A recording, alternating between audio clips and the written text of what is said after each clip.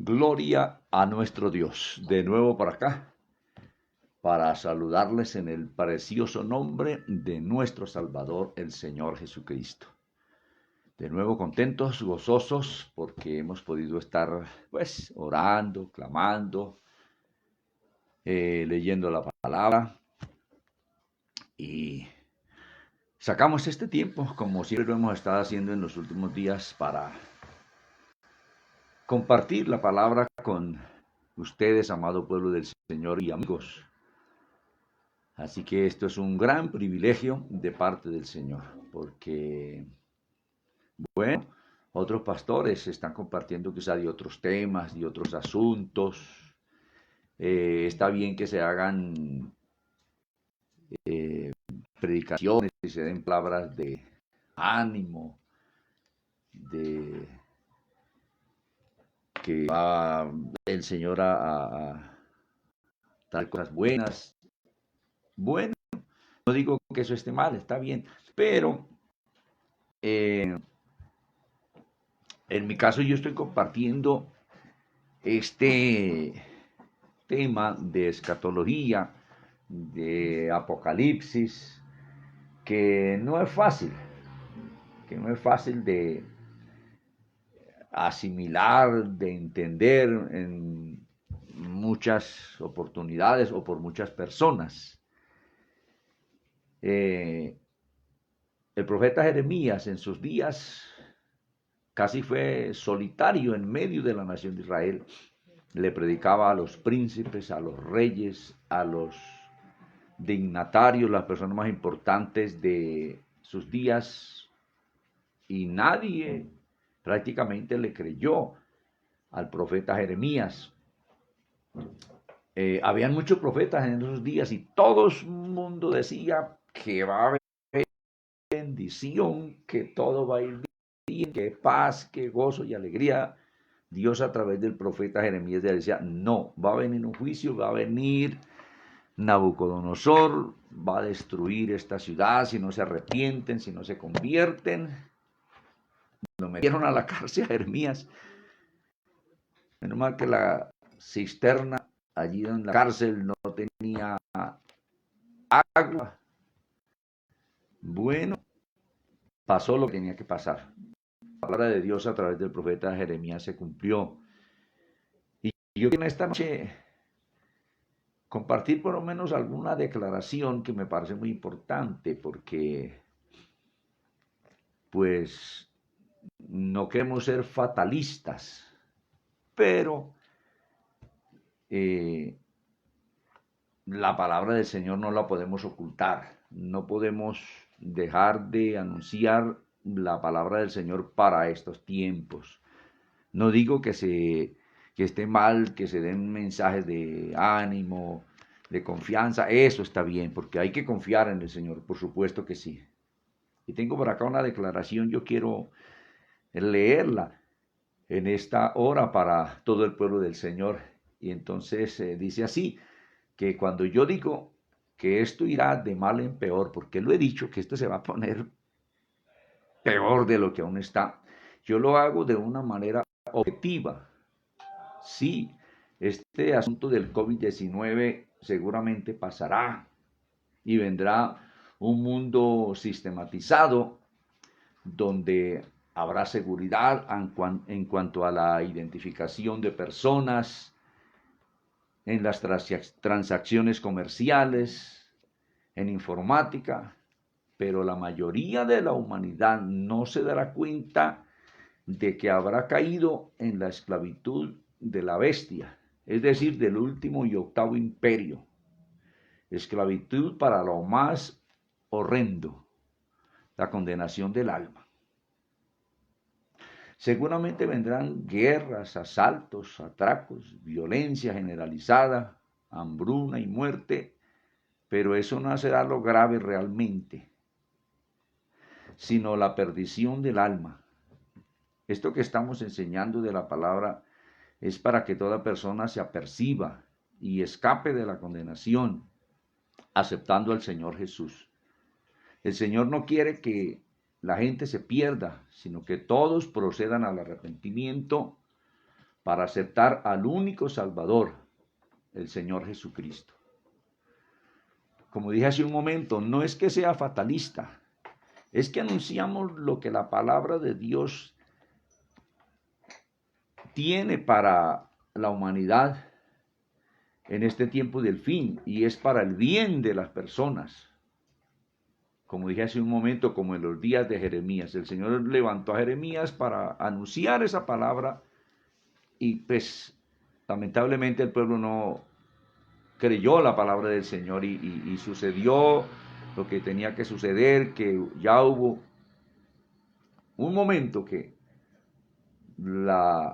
el juicio de Dios cayó sobre aquella nación.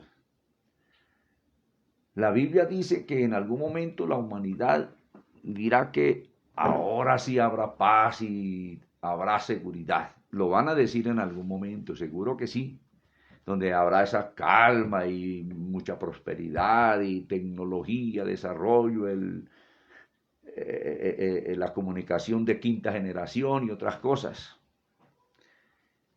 Pueden venir días donde la humanidad tendrá esa paz, pero será muy efímera, porque luego vendrá, como dice la Biblia, destrucción repentina. Pero en Cristo, amados hermanos y amigos, toda persona tendrá la debida seguridad que requiere. Entonces, no me tomen a mal esto de que yo digo que esto se va a poner mal, lo hago con un sentido objetivo, que tanto la iglesia como todo el mundo estemos preparados, porque pues morirnos nos toca morirnos a todos, y la gente pues tendrá que también de la misma manera todos. Pero eso no es lo grave, lo grave no es que alguien se muera, lo grave es que se muera sin Cristo, se muera sin salvación, porque eso sí es gravísimo. Y esta palabra que yo estoy trayendo es para que la gente se aperciba, escape de la gravedad absoluta que es la condenación del alma. Pues, que venga hambre, que venga situación difícil, pues eso no es lo trágico. Entonces, amados hermanos y amigos, entiéndame de esa manera. Bueno, venimos estudiando no tanto, bueno, que de pronto alguien dice, sí, estamos viendo algunas cosas. Estamos leyendo el libro del Apocalipsis, y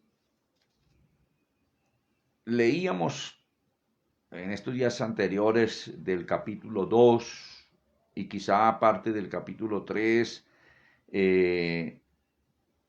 donde están estos 7 mensajes a estas 7 congregaciones, más exactamente a los 7 pastores de estas congregaciones. Y por supuesto que ese mensaje tenía que llegar a las congregaciones.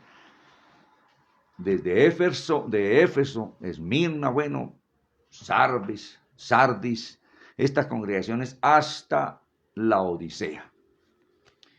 Y he estado compartiendo algo de la historia de aquel tiempo. Hoy quiero hablar un poco de esa época del fin del medioevo, del fin de ese periodo del oscurantismo que se le ha llamado de la era medieval. Ayer hablaba de lo que sucedió, del avance científico, de tantas cosas, de el establecimiento de los primeros colegios, por decir así, de educación superior, que luego se transformaron en universidades allá en Europa, y vino mucho adelanto científico en parte en astronomía, en matemáticas, en física, en química, se me empezó a dar, en medicina, en muchas cosas. Y yo quiero hablar en esta noche acerca de algo que pasó en ese tiempo, por lo menos desde el año 1184, perdón, del año 1184 al 1834, que esto es lo que encaja por lo menos desde el mensaje a Tiatira, que llegó desde el año 500 al 1500, pero en casi ya para terminar este periodo que significó lo de esta congregación de Tiatira, por el año 1184 se estableció lo que se llamó la Santa Inquisición, que a través de un edicto llamado Bula del Papa Lucio III se estableció lo de la Inquisición. Europa en este tiempo estuvo sumida en una crisis política, económica, social, moral, religiosa. Como ya dijimos, se apartó la iglesia de la fe de los profetas, de la fe de los apóstoles, de esa palabra que está en la Biblia, y se fue por otro lado, lamentablemente. Y se establece la Inquisición. ¿Y qué era esto de la Santa Inquisición, que duró prácticamente 6 siglos? Esto consistía en una persecución como de brujas, donde a través de esta bula se autorizó a algunos grupos de la tradición religiosa católica, y eso también después se dio a algunos civiles y algunas otras autoridades para que aplicaran la Inquisición. ¿En qué consistía la Inquisición? En que se buscaba a toda persona que no estuviera de acuerdo con la religión del Estado papal, que no estuviera de acuerdo, y en muchas otras cosas. Por ejemplo, se torturaba a las mujeres que de pronto eran chismosas. Se les ponía una máscara de hierro y con unas orejas de un burro grande ahí, y las hacían andar por la calle avergonzándoles, y unas cosas terribles.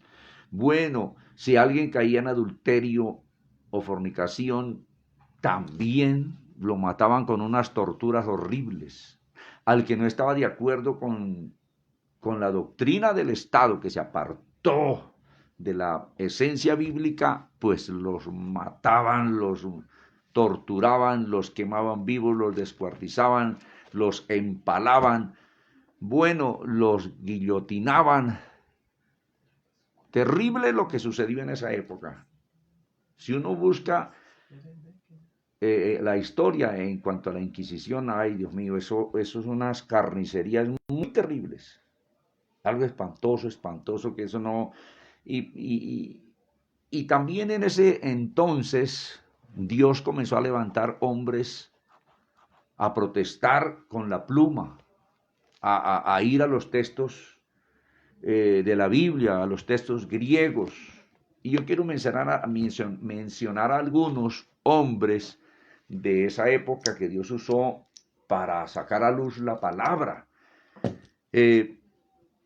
Tenemos uno que pues fue de los primeros, que yo lo llamo el precursor de la Reforma, que fue Erasmo de Rotterdam, un alemán que comenzó a traducir de los originales manuscritos, o no tanto de los manuscritos de los evangelios del Nuevo Testamento y aún del griego, comenzó a traducirlo al alemán, este Erasmo de Rotterdam, que él nació por el 1466 allí en Alemania y muere por el 1536. Escribió algunos tratados, tradujo la Biblia del griego al alemán. Y la gente comenzó a conocer, porque es que en ese tiempo de la Inquisición, y hasta aquí, pues América también llegó parte de la Inquisición, en México y aquí en América se torturaban, excepto los indígenas, pero todos los que eran cruzadas, eran mezclas entre españoles y indígenas, esos pues ya los torturaban, y a muchos torturaron aquí en América también. Entonces, este asunto de la Inquisición fue una cosa tremenda sobre toda la tierra. Otra cosa, desde que Constantino establece que la iglesia se una al Estado, hasta no hace mucho, todo lo que se predicaba, la famosa misa, era en latín. En Inglaterra, en latín. En España, en latín. En Francia, en latín. Los países en latín. En Alemania, en latín. Bueno, en Italia pues sí se hablaba el latín, pero en todas partes era en latín. Yo me acuerdo, yo de niño escuché misa en latín. Yo no sé latín, pero yo me acuerdo más o menos, y allá el sacerdote decía Dominus vobiscum. Yo me acuerdo, en latín, yo escuché misa en latín y todo era en latín. Y así quien iba a entender el Evangelio, pero todo era en latín. Y no se permitía que alguien tuviera la Biblia en su propio idioma porque lo consideraban un hereje y a veces lo perseguían y lo torturaban y lo mataban. Si alguien traducía la Biblia de los idiomas originales a su idioma natal allá, como lo hizo Erasmo de Rotterdam, pues a Erasmo de Rotterdam lo, lo mataron. Terrible. Entonces, esto es algo terrible. Y se comenzó a traducir la Biblia, por ejemplo, este varón. Después vino otro, un inglés, William Tyndale, que conoció a Erasmo de Rotterdam. Tradujo la Biblia, creo usando lo que ya había hecho Erasmo de Rotterdam al inglés. De ahí vino después que 54 ingleses tradujeron la famosa Biblia King James. Bueno, la Biblia del Rey, así es esa Biblia, de la traducción que había hecho William Tyndale. Ahora a Tyndale echaron, terrible, porque fue un hereje por traducir la Biblia. Otro, Savonarola, Girolamo Savonarola, quemado en la hoguera, porque también se opuso a todas esas injusticias, a todo ese evangelio tan extraño, tan raro, que él miraba que no era así. Él nació por el 1452, muere en el 1498, un italiano, considerado un hereje por traducir la Biblia. Es que el enemigo, por eso a veces no lea la Biblia porque se vuelve loco. No, leer la Biblia, eso, hoy hasta mucha gente dice así porque eso se trajo desde allá, que los únicos que podían leer la Biblia era esa clase de arriba, los jerarcas. Imagínese usted, ya viene, por ejemplo, Martín Lutero por el 1483 y él muere en el 1546, este alemán, que allí en su nación clavó esas 95 tesis en aquel templo. Persiguieron a Lutero, no lo pudieron matar, se escondió. Aplicarle la Inquisición. Viene también otro en ese tiempo, Ulrico Zwinglio, que se le conoce por el 1484, un suizo que estableció allí una congregación. Todavía está el templo donde predicó Zwinglio, y allí en Suiza él tradujo la Biblia también, y a este varón creo que sí no lo mataron, pero por poco lo matan, le tocó huir muchas veces. Tremendo. Luego viene Juan Calvino, este francés, por el 1484 y el 1531, que también traduce la Biblia, que también predica de acuerdo a la palabra, pero Calvino cometió un error muy gravísimo. Pues claro, con razón llamaba herejes a los que no se sometían conforme a la palabra y llamaban cristianos, los llamaba herejes pues a todo el mundo católico. Pero él como cristiano no, él mandó quemar a uno de ellos, de los católicos, y lo hizo quemar. Juan Calvino cometió ese error tan terrible. Si no hubiese cometido ese error Juan Calvino, pues no tendría esa mancha, porque de lo que estableció en sus libros, en sus escritos, Juan Calvino, pues extendió eso a todo Francia prácticamente, a toda Europa, a Inglaterra, de ahí saltó a Norteamérica, y en Norteamérica se establece con los fundamentos bíblicos que expuso Juan Calvino, que pues sí, y con los que expuso Lutero, pero la persecución fue terrible. Y ahí está también Casiodoro de Reina, por el 1520, muere en el 1594, junto con Cipriano de Valera, españoles estos dos, que escribieron la Biblia basada en las traducciones que ya habían hecho estos varones, y la traducción del griego también. Casiodoro de Reina produjo en el 1602 la famosa Biblia del oso, Casiodoro de Reina. Lo persiguieron también para matarlo. No me acuerdo muy bien si a Casiodoro de Reina lo mataron. Viene luego Cipriano de Valera, que hace una nueva traducción basada en la que había hecho Casiodoro de Reina, pero bajo persecución. Cipriano de Valera por el 1531, que nace al 1600. Entonces, estos hombres los usó el Señor en aquel tiempo bajo el fuego de la famosa Santa Inquisición. Qué cosa tan terrible. Y esa Santa Inquisición desde el 1184 duró hasta el 1834. Cuando uno de los papas, no me acuerdo, que ya dio un edicto y dijo que no más porque eso estaba muy terrible. Imagínense el asunto. Y eso aquí en México le aplicaron la Inquisición a varios.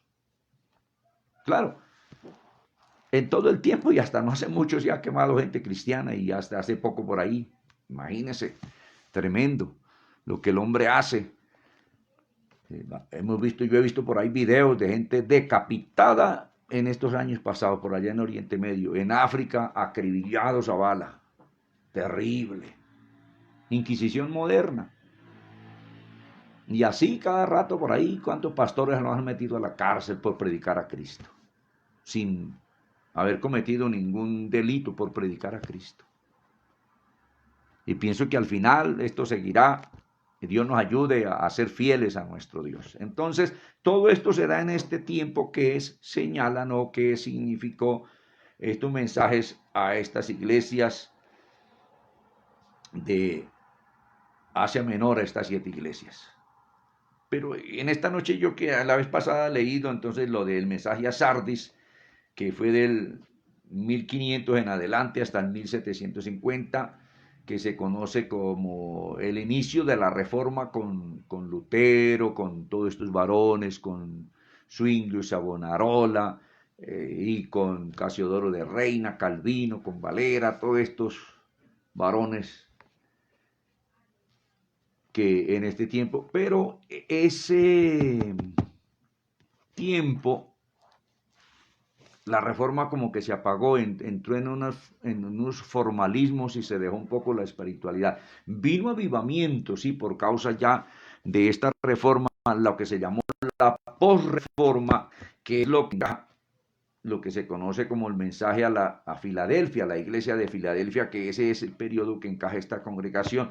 Es aproximado, algunos la colocan desde allá, desde Lutero, otros desde el 1700, 1750, para acá hasta el 1900. Yo, en mi parecer, llegó Filadelfia hasta el 1960, cuando la nación más importante del cristianismo, en el 60, pues a través del único presidente no cristiano norteamericano, John F. Kennedy, quitó las Biblias de las escuelas, de los colegios, de las universidades, y se acabaron prácticamente los misioneros que salían de Norteamérica al mundo.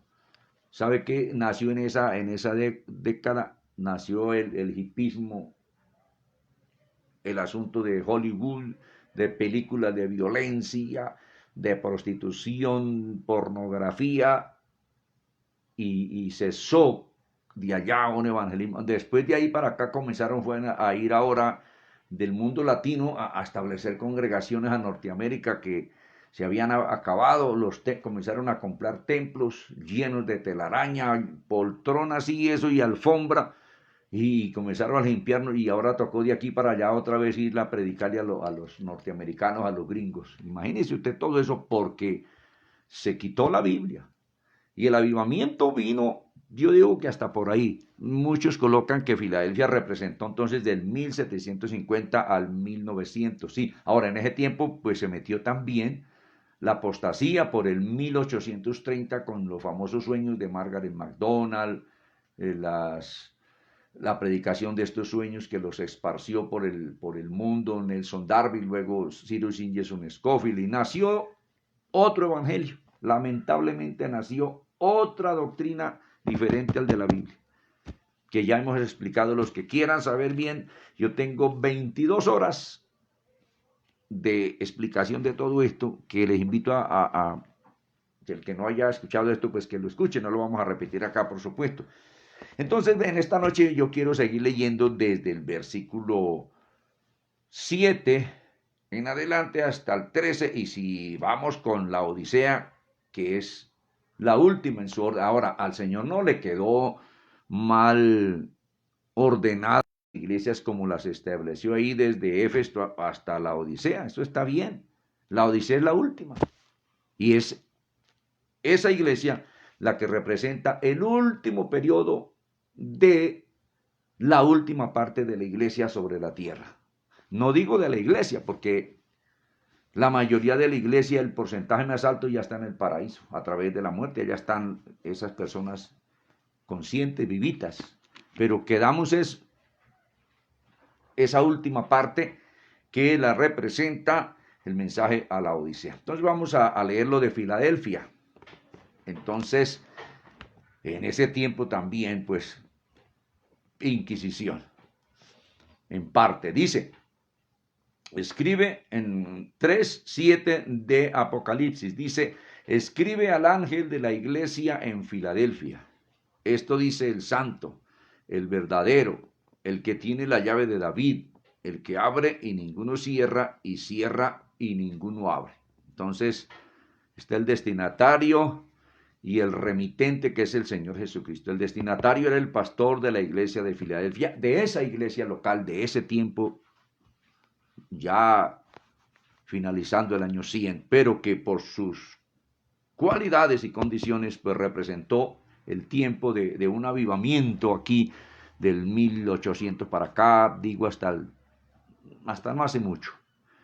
Dice, yo conozco tus obras, he aquí he puesto delante de ti una puerta abierta. A través de todos estos hombres que acabé de mencionar, que Dios usó, Dios abrió la puerta, sacó a la luz las escrituras, ya no más latín. Cada nación en España tenían la Biblia en español, en Francia en francés, en Alemania en alemán, bueno, en Inglaterra en inglés, y así se tradujo la Biblia en cada uno de estos países. Ya se nos trajo pues la famosa Reina Valera. Algunos ni saben por qué se llama, o por qué es que se llama la Biblia Reina Valera del 60, la más conocida pues en honor a Casiodoro de Reina y a Cipriano de Valera.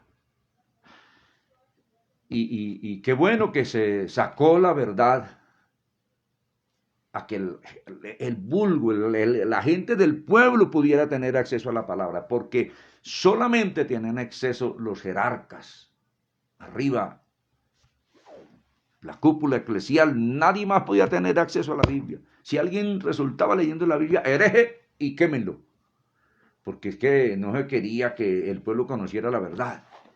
Terrible esa situación, esa manera de pensar. Lamentablemente, eso es así.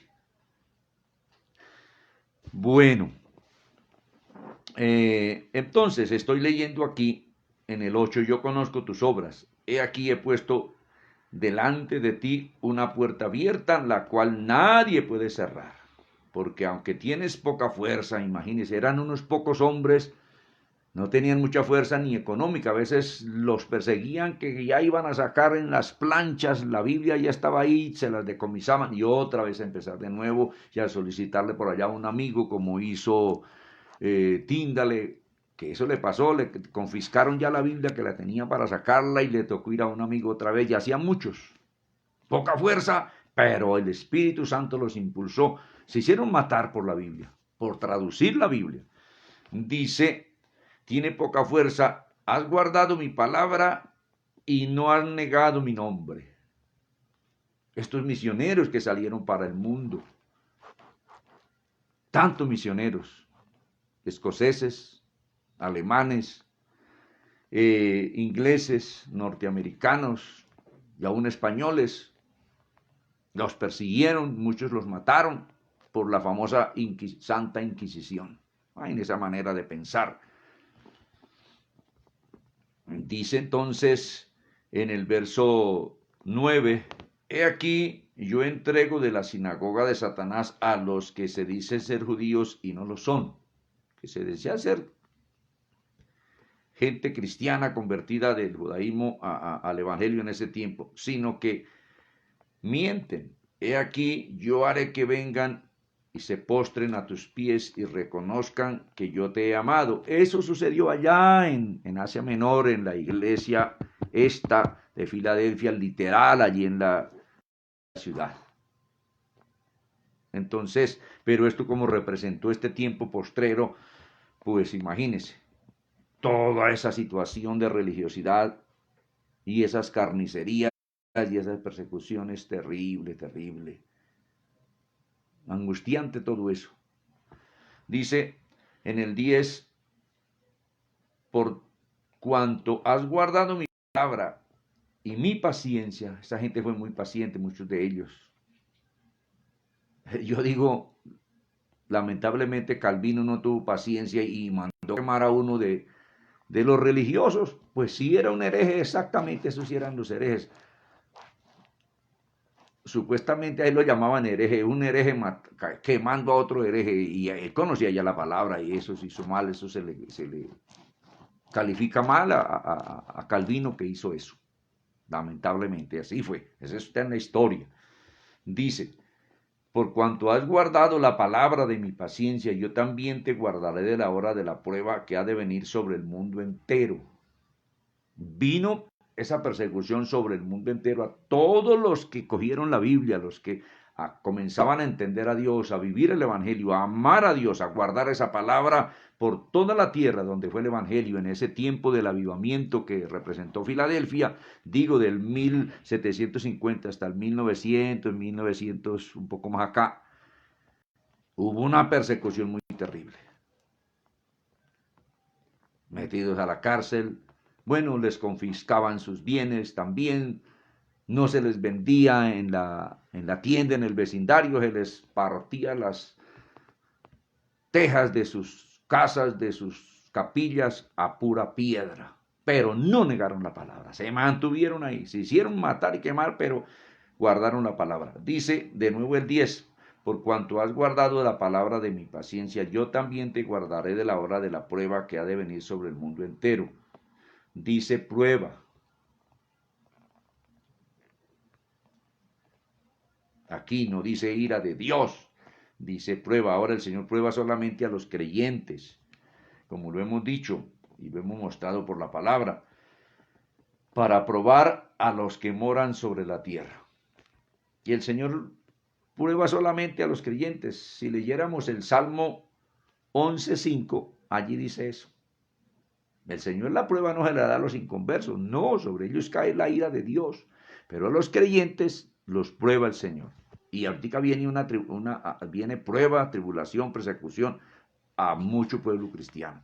Y Dios nos va a guardar y Dios, bueno, si permite que mucho pueblo tenga que morir, pero lo importante es la salvación del alma, porque Cristo dijo, no temáis al que mate el cuerpo, mas el alma no pueden matar. Yo quiero que leamos, miremos por ejemplo lo que dice en cuanto a esto en el Salmo 11:5.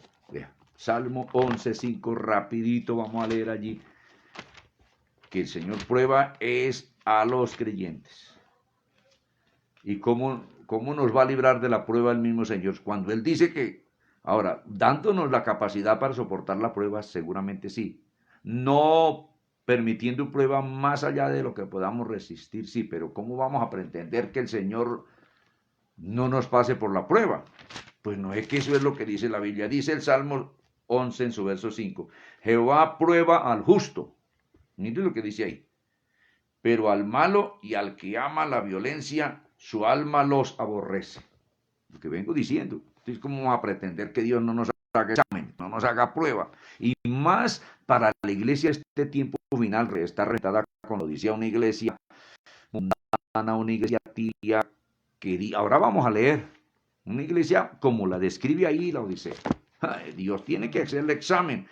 Y también allí en el libro del profeta Jeremías, en el capítulo 20, verso 12, confirmemos esto con la palabra, lo que estamos diciendo, que la prueba es para los creyentes, no para los impíos. Como cuando está matriculado alguien allí en la escuela, un poco de muchachos, de jóvenes, y al ingresar les hacen una prueba que se llama prueba de admisión, a ver si sí son aptos para cada uno de los cursos que se están matriculando. Le hacen un examen y solamente examinan y prueban a los matriculados. Y a los que estamos matriculados en el reino de Dios, inscritos en el libro de la vida, a esos es que Dios prueba. A los otros que están por fuera, ¿qué prueba les va a hacer a ellos? Esa gente no, sobre ellos cae la ira de Dios. Por eso, amigo, arrepiéntase, conviértase a Cristo. Porque esto que estamos diciendo parece duro y parece un poco cruel, pero yo no puedo callar la verdad y yo no puedo dejar de decir lo que la palabra del Señor dice, y más en este tiempo que estamos viviendo. Porque por la palabra nos damos cuenta todo, hasta los inconversos. Me decía un hermano hoy, un hermano que me llamó de la congregación, me dijo, pastor, los inconversos están diciendo, sí es verdad lo que dice la Biblia, ya estamos en el tiempo del fin, se vino la parte final, se vino y como, ¿y ahora qué hacer? Le preguntaban, y eso es cierto, sí, lo que ustedes predican, dice que le decían. Y hay evangélicos que no creen que esto que estoy diciendo es cierto. Esto es cierto, y los inconversos están apuntando a decir que este asunto es cierto. Pues, ¿cuánto más nosotros? Entonces Jeremías 20:12 dice así: Oh Jehová de los ejércitos, Jeremías capítulo 20, verso 12, que pruebas a los justos, que ves los pensamientos y el corazón, vea yo tu venganza de ellos. Pero Dios prueba a los justos, mire. Entonces aquí dice, en este versículo 10, por cuanto has guardado la palabra de mi paciencia, yo también te guardaré de la hora de la prueba que ha de venir sobre el mundo entero. ¿Y cómo iba a guardar el Señor? Pues no permitiendo que negaran al Señor, que se mantuvieran fieles a la palabra. Entonces, Dios no permitió que esta gente negara a Cristo, se hicieron matar, se hicieron quemar, pero Dios los guardó y los libró de la condenación. Dice el verso 11, he aquí yo vengo pronto, retén lo que tienes para que ninguno tome tu corona. A la congregación de Filadelfia, que representó ese periodo anterior al que estamos viviendo, el Señor le dice, he aquí yo vengo pronto. Y pronto no es ya, pronto no es inmediatamente. A la iglesia que sigue, a esa no le dice que viene pronto, le dice que está tocando a la puerta, que ya viene. A esta iglesia el Señor se le identifica como el santo. Esto dice el santo, el que tiene la llave de David, el que abre y ninguno cierra, y cierra y ninguno abre. A esta congregación de Filadelfia, mire cómo Dios se le presenta. A la otra se le presenta como la última parte, como el amén. Ahora vamos a mirarlo. Bueno, vamos a correr aquí un poquito. Dice, he aquí yo vengo pronto, retén lo que tienes para que ninguno tome tu corona. A la iglesia de este tiempo, que somos los sucesores de Filadelfia, nos manda que retengamos la palabra de Dios, ahí tal cual como está escrita. Bueno, no conforme las herejías y la apostasía que logró meter el enemigo por el 1830 para acá. No, sino ahora del hombre es equivocarse, pero del hombre también es corregirse. Claro, los seres humanos nos equivocamos, el único que no se equivoca es Dios.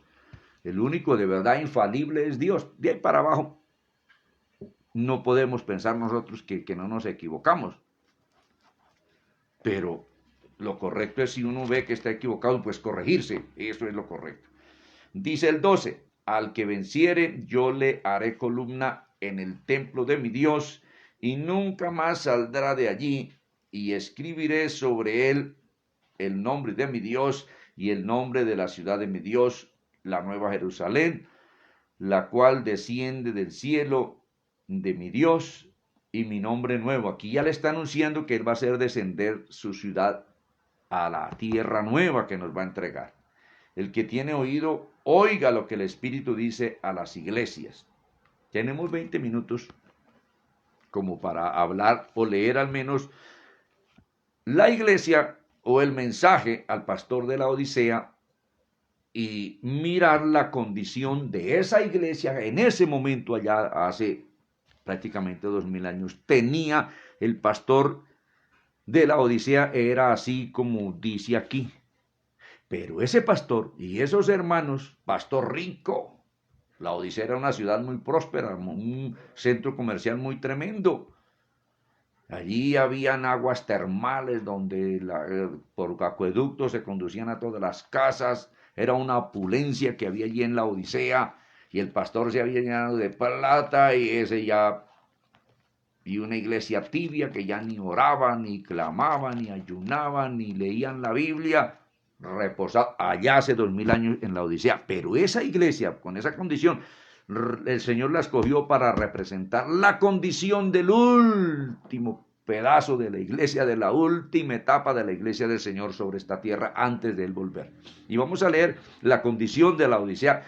Y no podemos decir que no estamos en el periodo que representó y representa este mensaje al pastor y a la iglesia de la Odisea, porque eso es como una radiografía, eso es como un calco, un calco, y oye, leamos lo que dice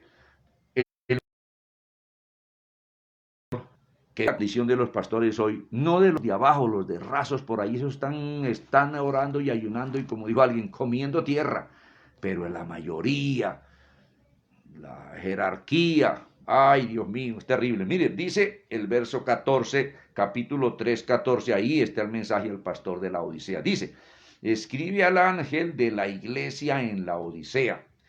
He aquí el amén. ¿Por qué dice amén? Pues porque es la última partecita. Él viene ya. Mire, cuando se termina la oración uno dice amén, para confirmar lo que se le han dicho, lo que se está diciendo. Y por eso se le presenta de esa manera. He aquí el amén. El testigo fiel y verdadero. El Señor es fiel. Él fue fiel delante de los hombres. Se hizo matar, pero nunca dejó de hacer la voluntad de su Padre. Fiel al Señor, fiel al Padre. Así también. El principio de la creación de Dios dice esto. Dice el versículo 15. Yo conozco tus obras, al pastor de la Odisea de ese tiempo, que había caído en eso, y toda la congregación en esto que describe aquí, y representa la última parte en este tiempo final, antes de venir Cristo, de esa colita de la iglesia, por decir así. Porque yo he dicho aproximadamente, eso es una medición que yo hago así aproximadamente, que el 98% de la iglesia de Cristo ya está allá en el paraíso sin resucitar, por supuesto, todo ese pueblo. Y que quedamos aproximadamente, digo yo, un 2%. Los que estamos cristianos en este tiempo sobre la tierra y los que se han de convertir de aquí a que Cristo regrese, el 2%. Representado aquí, dice en el 15, yo conozco tus obras, le dice al pastor que ni eres tibio ni caliente. ¿Por qué ni tibio ni caliente? Pues porque está en holgura económica, carro último modelo, camisas de $300, zapatos de $200, mansiones, montan en avión, no de normalito por ahí, no, es primera clase y eso todavía quieren más. Los hoteles donde estos pastores se hacen hospedar y le exigen al pastor si es que van a hacer una campaña en algún pueblito por allá, usted, allá sí hay hotel, y si no se enojan. Un pastor me contaba que él una vez, un pastor por allá de Barranquilla, invitó a alguien y él tenía un carrito, pues no era feo ni tan viejo, un carrito bueno que servía, y lo montó ahí. El pastor después hizo el reclamo, el invitado aquel, dijo: ¿usted qué le pasa? Falta de respeto conmigo, ¿por qué me monta en ese carro viejo que usted tiene? ¿No ve que yo soy el reverendo tal? Oiga, tremendo ese asunto de este hombre, como estaba exigiendo, y el otro quedó todo asustado. Pero mire lo que dice: yo conozco tus obras, que ni eres frío ni caliente, ojalá fueses frío o caliente. Pero por cuanto eres tibio y no frío ni caliente, te vomitaré de mi boca. El agua caliente, precisamente allí había termales en Éfeso digo yo, en la Odisea, y tenían la experiencia de que tomar agua tibia pues produce náuseas. Es una manera de decir, no que literalmente el Señor, no. Dice el 17, porque tú dices, yo soy rico. Ese hombre era rico económicamente. El pastor de Esmirna, que era su vecino, prácticamente ese sí andaba con harapos y por ahí pobre, pero el Señor le dijo: tú eres rico en la fe, un hombre de fe y de santidad. El 17 dice, porque tú dices, yo soy rico y me he enriquecido y de ninguna cosa tengo necesidad. Mire, ahí está calcado la jerarquía eclesial evangélica de este tiempo. Y no sabes que tú eres un desventurado, miserable, pobre, ciego y desnudo espiritualmente, pobre espiritualmente, miserable espiritualmente, desventurado, no tiene la bendición, la bienaventuranza de Dios, desventurado espiritualmente. Dice en el 18, por tanto yo te aconsejo, aún así el Señor aconseja todo el pastorado de este tiempo que ha caído en esto. Hoy es los mensajes: plata, dinero, siembre, pacte y traiga, y que ahora es todo, y le han sacado millones de dólares a la gente. Y aún de una nación le envían allá a la otra, porque a través de los canales de televisión, allá en Colombia, allá en el Perú, allá en Argentina, allá en cualquier parte del mundo, si me está oyendo, pacte y envíe para acá. ¡Terrible!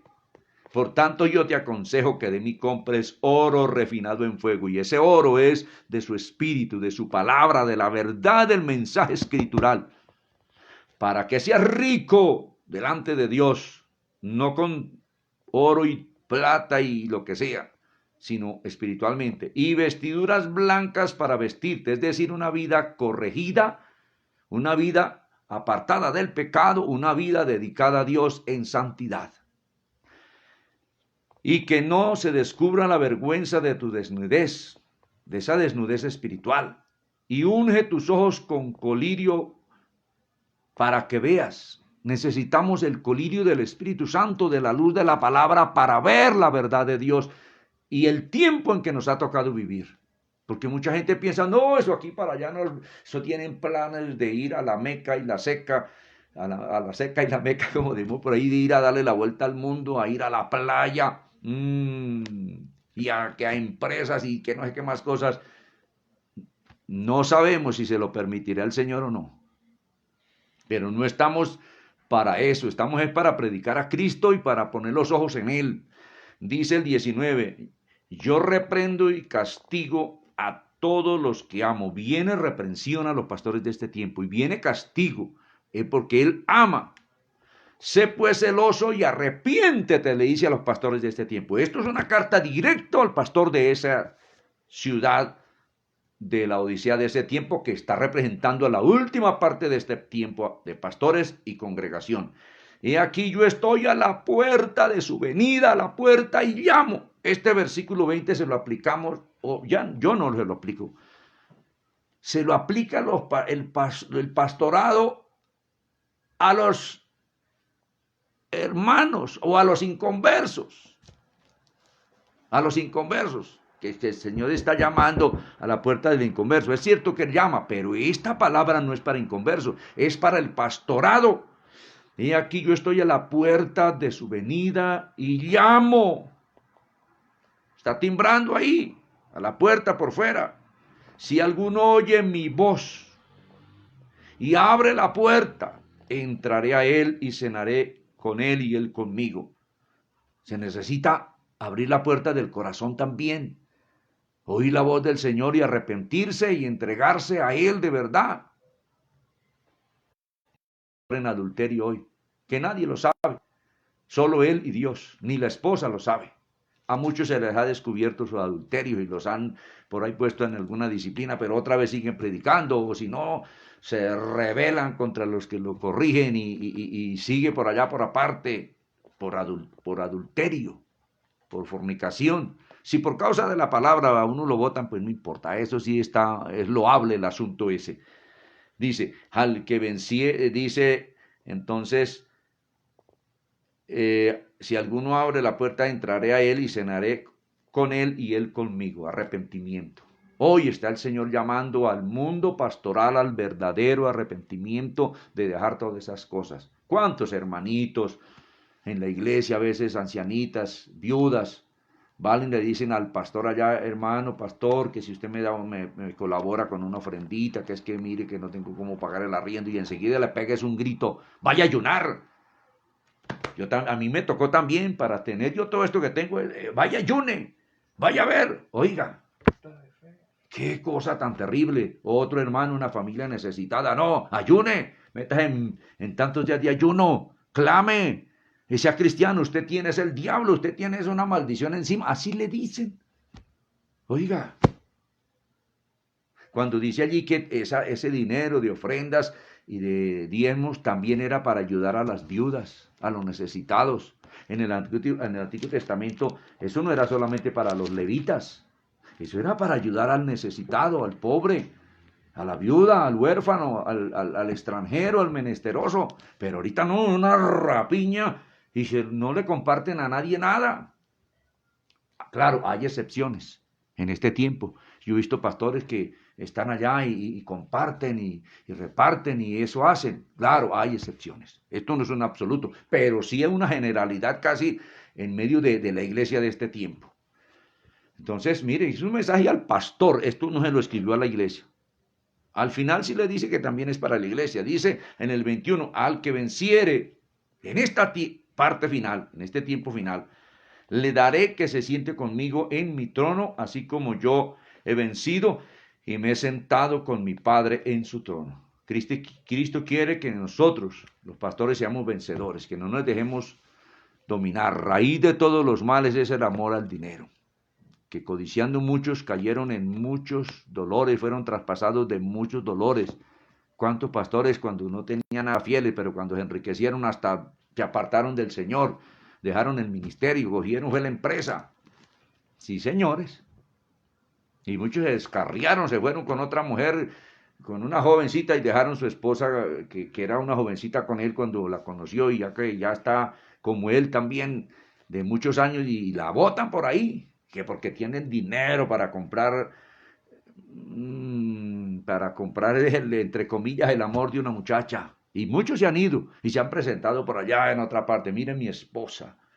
No, y usted, no, yo soy, mire, una calidad de siervo. Está en adulterio y por allá van y engañan a otro, y qué terrible daño.